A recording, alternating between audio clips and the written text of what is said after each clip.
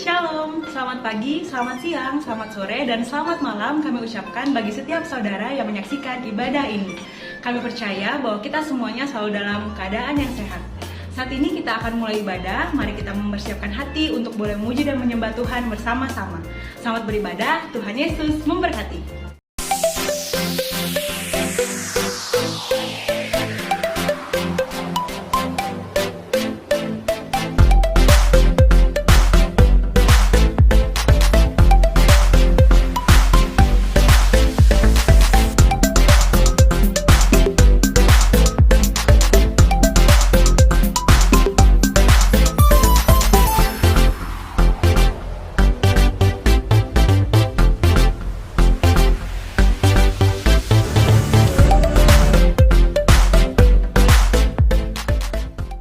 Shalom teman-teman KCC yang dikasihi Tuhan.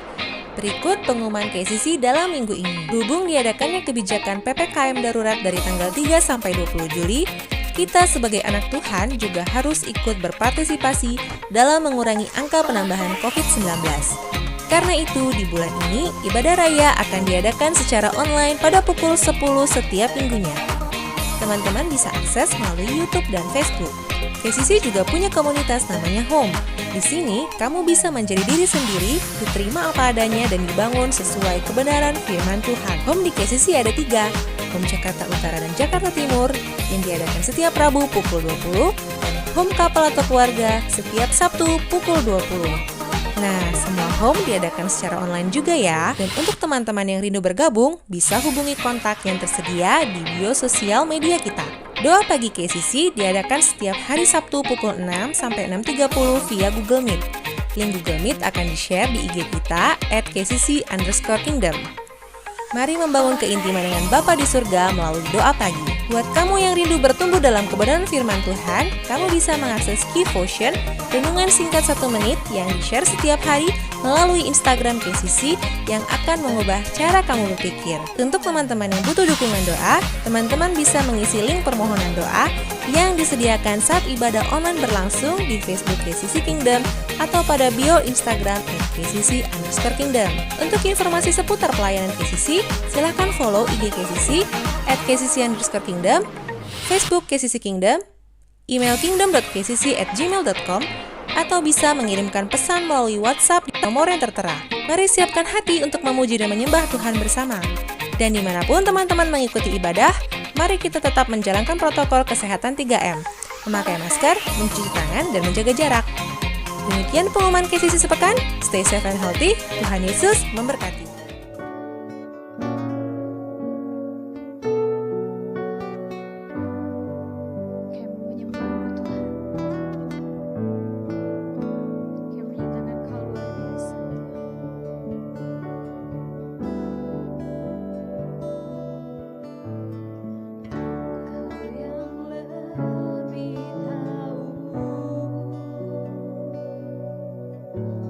Cara untuk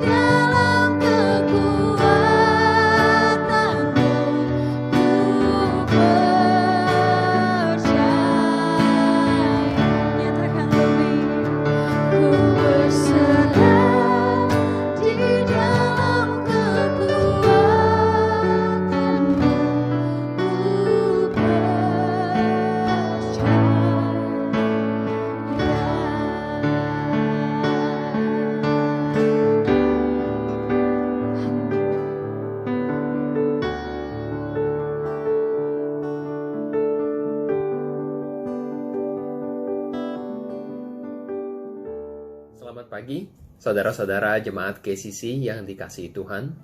Bagaimana kabarnya saudara? Saya harap saudara semua dalam keadaan baik-baik dan sehat semuanya. Sebelumnya perkenalkan, nama saya Adrian. Dan saya ingin berterima kasih kepada Pastor Stephen yang sudah memberikan kesempatan untuk mengundang saya membagikan firman Tuhan dengan saudara pada pagi hari ini. Dan tema yang akan saya bagikan pada pagi hari ini adalah bertanggung jawab. Tapi sebelum itu, mari kita hampiri Tuhan terlebih dahulu. Terima kasih ya Tuhan untuk kesempatan yang Tuhan berikan kepada kami pada hari ini. Kami bisa menjalankan ibadah online bersama-sama. Tuhan, berkatilah ibadah online pada pagi hari ini. Biarlah Roh Kudus yang beracara sebebas-bebasnya. Biarlah hamba-Mu dengan kata-kata yang terbatas bisa menyampaikan kebenaran firman-Mu, dan itu bisa menjadi pengertian dan pewahyuan yang tidak terbatas kepada semua orang yang baik yang berbicara maupun yang mendengarkan. Terima kasih ya Tuhan, kami serahkan ibadah online pada pagi hari ini hanya dalam nama Tuhan Yesus Kristus. Amin. Amin.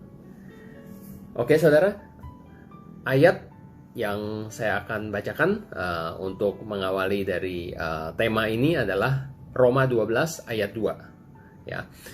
Nah, di Roma 12 ayat 2 ditulis, "Janganlah kamu menjadi serupa dengan dunia ini, tapi berubahlah oleh pembaharuan budimu, sehingga kamu dapat membedakan manakah kehendak Allah, apa yang baik, yang berkenan kepada Allah, dan yang sempurna." Nah, saya suka versi The Message dalam bahasa Inggris. Di Roma 12 ayat 2, versi The Message ditulis seperti ini. "Don't become so well adjusted to your culture that you fit into it without even thinking." Janganlah kamu menyesuaikan diri dengan budaya yang ada di sekeliling kamu, sehingga kamu merasa nyaman masuk ke dalam budaya tersebut tanpa berpikir terlalu dalam atau kritis. Instead, fix your attention to God and you will be changed from the inside out. Ya, tapi arahkanlah perhatianmu kepada Tuhan dan kamu akan diubahkan dari dalam keluar. Lalu ditulis lagi, "Readily recognize what He wants from you and quickly respond to it." Cepat kenali apa yang Tuhan kehendaki darimu dan segeralah bertindak, segeralah berespons. Unlike the culture around you, always dragging you down to its level of immaturity, God brings the best out of you, develops well-formed maturity in you. Ya, sebagai penutup ditulis, tidak seperti budaya di sekitarmu yang selalu menarik kamu ke bawah atau menghalangi kamu untuk menjadi dewasa. Tuhan akan selalu mengeluarkan yang terbaik dari dalam dirimu sehingga kamu bisa menjadi dewasa. Nah, saya suka karena versi The Message ini dijelaskan lebih detail dan lebih bisa dimengerti. Ya. Nah, di sini ditekankan supaya kita jangan terlalu nyaman untuk masuk ke dalam budaya yang ada di sekeliling kita tanpa kita berpikir terlalu panjang. Ya, intinya jangan menjadi serupa dengan dunia. Kita pasti, saya yakin saudara juga sering lihat di berita atau kejadian di dunia ini, di mana pemimpin yang diberikan tanggung jawab dan kepercayaan bukannya menggunakan itu untuk memimpin dengan baik, namun malah menyalahgunakan kepercayaan itu dan secara tidak bertanggung jawab melakukan hal-hal yang merugikan orang banyak, dan itu semuanya demi keuntungan pribadi. Ya, berapa banyak saudara mungkin yang langsung keinget berita atau mungkin kejadian di dunia ini yang seperti itu. Ya. Dan biasanya kalau ketangkap, biasanya suka berkelit. Mereka bikin alasan atau bahkan menyalahkan anak buahnya, menyalahkan sistem, menyalahkan aturan dan semua yang bisa disalahin. Ya, makanya tadi ditulis di Roma 12 ayat 2, budaya di sekitarmu akan selalu menarik kamu ke bawah. Nah, sebelum bicara lebih lanjut, kita harus tahu dulu apa itu budaya. Nah, setiap dari kita, saudara dan saya, kita bertumbuh dengan latar belakang yang berbeda-beda. Ya, pengaruh budaya, pengaruh keluarga, nilai-nilai yang diajarkan itu pasti berbeda-beda. Nah, itu juga yang menyebabkan setiap individu punya persepsi atau pandangan yang berbeda-beda terhadap setiap hal. Apapun itu, ya, sesimpel makanan sampai sekompleks politik, kita pasti berbeda pandangannya. Sebagai contoh, ya, ini reaksi. Sebagai contoh, ada orang yang kalau misalnya melakukan kesalahan, dia langsung minta maaf. Tapi ada juga orang yang kalau ketahuan berbuat salah, yang ada langsung berusaha menyalahkan orang lain. Nah, kenapa bisa berbeda itu? Ya karena kita bertumbuh dalam nilai-nilai atau di pengajaran yang berbeda-beda. Itu semua persepsi kita atau respons yang seperti tadi. Ada yang minta maaf, ada yang langsung blaming atau menyalahkan. Ya, itu semuanya dimulai dari pikiran kita. Ya, itu semua dimulai dari pikiran kita. Pikiran kita menentukan bagaimana respons kita terhadap setiap kejadian yang ada dalam hidup kita sehari-hari. Jadi, pikiran kita menentukan perbuatan, action kita terhadap suatu kejadian, respons apa yang kita lakukan. Nah, action atau perbuatan yang dilakukan secara terus-menerus lama-lama menjadi sebuah kebiasaan atau habit. Dan kebiasaan yang dilakukan secara bersama-sama atau berjamaah itu membentuk sebuah budaya. Oke? Jadi, mulainya dari pikiran yang menentukan perbuatan kita, perbuatan yang dilakukan terus-menerus menjadi kebiasaan, dan kebiasaan yang dilakukan bersama-sama menjadi sebuah budaya. Itulah budaya. Jadi kalau kita ingin mengubah sebuah budaya, itu gak segampang main asal dobrak aja. Ya, kadang susah untuk mengubah budaya yang sudah ada. Untuk mengubah budaya, kita harus mulai dari akarnya. Nah, seperti tadi kita udah lihat, akar dari budaya itu mulainya dari pikiran. Makanya di Roma 12 ayat 2, ya, di awal tadi ditulis, berubahlah oleh pembaharuan budimu. Ya, berubahlah oleh pembaharuan budimu. Kata budi, menurut Kamus Besar Bahasa Indonesia, itu artinya adalah alat batin yang merupakan paduan akal dan perasaan untuk menimbang baik dan buruk. Alat batin yang merupakan paduan akal dan perasaan untuk menimbang baik dan buruk. Itulah budi. Bagaimana caranya untuk memperbaharui budi? Ya, kan kita mau tahu bagaimana kita bisa mempengaruhi budaya, yaitu dengan pikiran. Nah, bagaimana caranya untuk memperbaharui budi seperti yang ditulis di Roma 12 ayat 2? Mari kita baca dulu di Yosua 1 ayat 8. Nah, janganlah engkau lupa memperkatakan kitab Taurat ini, tetapi renungkanlah itu siang dan malam, supaya engkau bertindak hati-hati sesuai dengan segala yang tertulis di dalamnya. Sebab dengan demikian perjalananmu akan berhasil dan engkau akan beruntung.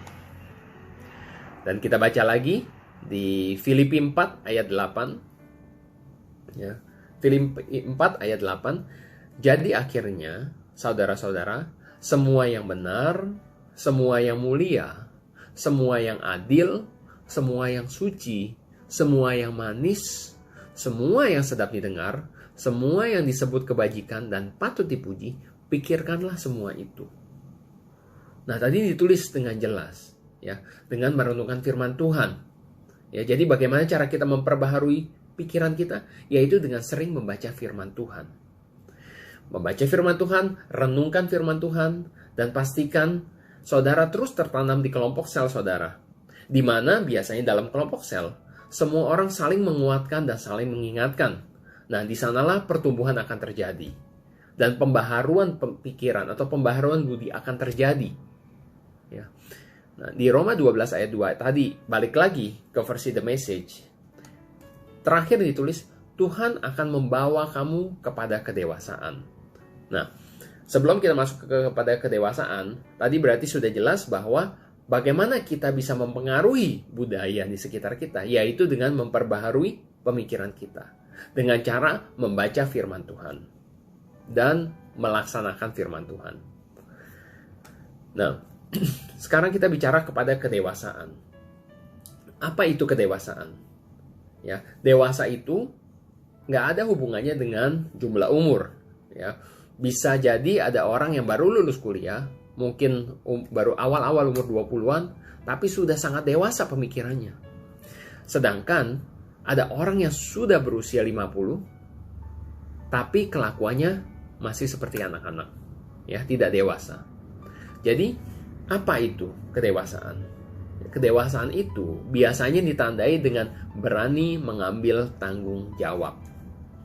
Seseorang bisa dibilang sudah dewasa atau dewasa, mature, itu adalah kalau orang tersebut sudah berani mengambil tanggung jawab. Nah, kepercayaan atau orang bisa memberikan kepercayaan kepada kita. Itu bukan karena kita sempurna, bukan karena kita nggak pernah berbuat salah. Tapi biasanya orang memberikan kepercayaan kepada kita itu karena kita berani mengambil tanggung jawab dan pada saat yang bersamaan berani bertanggung jawab pada saat kita berbuat salah. Nah, kita semua pasti berbuat kesalahan. Tapi yang paling penting, gimana respons kita terhadap kesalahan yang kita buat. Ya, bagaimana respons kita terhadap kesalahan yang kita buat, itulah yang akan menentukan arah hidup kita. Nah, saudara mungkin pernah ada pengalaman ya belanja di toko online. Ya, pada masa-masa pandemi ini saya jadi sering banget juga belanja dari toko online. Nah, kalau saudara misalnya belanja di satu toko online, terus si penjual dia melakukan kesalahan. Ya, misalnya barang yang dikirim itu rusak atau mungkin jenisnya salah. Ya, kita udah terima paketnya, kita buka, ternyata salah atau rusak. Terus kita chat si penjualnya, kita komplain dong, ya, bahwa barangnya ini rusak atau barangnya ini salah. Nah, lalu si penjual, dia dengan sigap minta maaf, terus dia menukar barang tersebut dengan barang yang benar, barang yang masih baru, tanpa membebani ongkir lagi kepada saudara. Dan lakukan itu semua dengan cepat, tanpa menyusahkan, dan sangat kooperatif. Saya yakin setelah itu kalau misalnya ada orang yang bertanya kepada saudara, ada temen deh yang mau beli barang yang serupa, saudara pasti akan mereferensikan si penjual itu walaupun dia pernah berbuat salah. Nah, kenapa? Karena dia orangnya bisa dipercaya dan bisa diandalkan.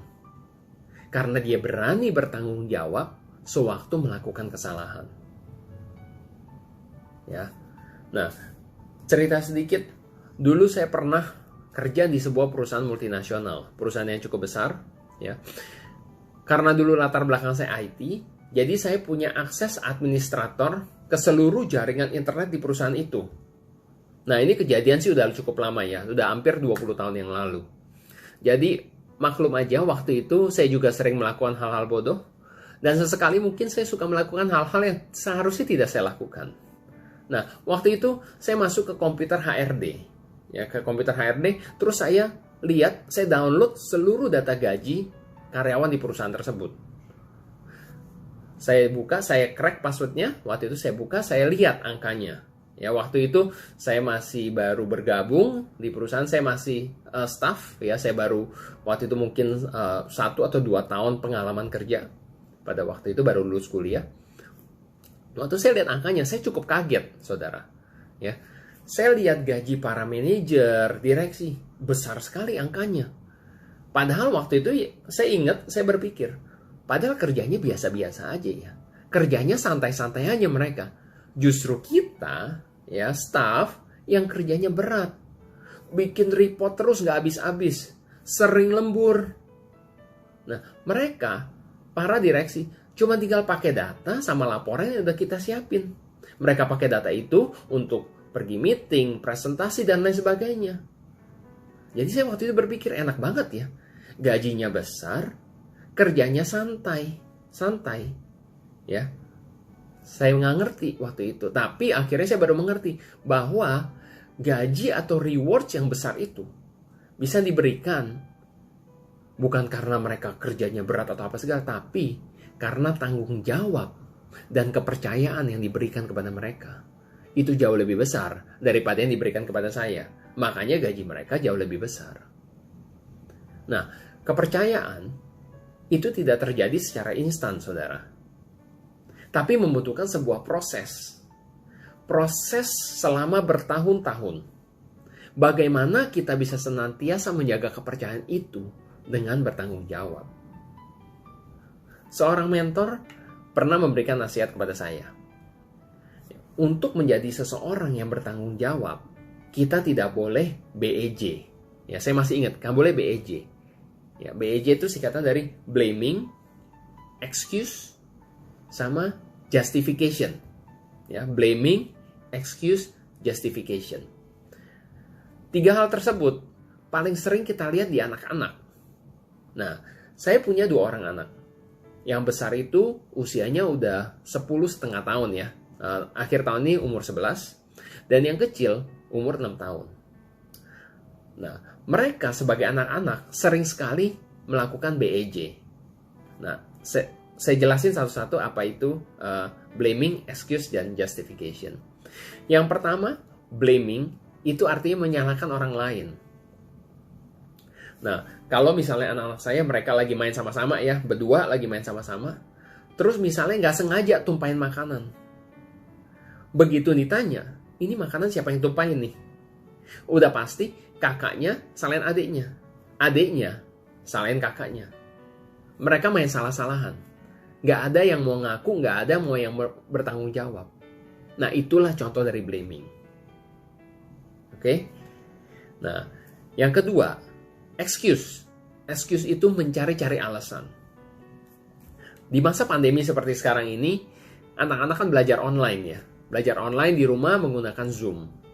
Nah, anak saya yang besar tadi baru aja selesai kelas 4 SD, sekarang mau naik ke kelas 5. Dia udah bisa Zoom sendiri, ikutin jadwal pelajarannya, istilahnya udah nggak usah disupervise lagi, nggak usah disupervisi, udah bisa melakukan sendiri semuanya itu. Nah, kadang-kadang dia suka nggak buat tugas yang dikasih dari sekolah. Sampai gurunya tuh suka kirim pesan WA ke istri saya untuk menanyakan, kok tugasnya belum dikumpulin? Nah, begitu kita tanya, kok tugas yang minggu lalu belum dibikin sih, belum dikumpulin?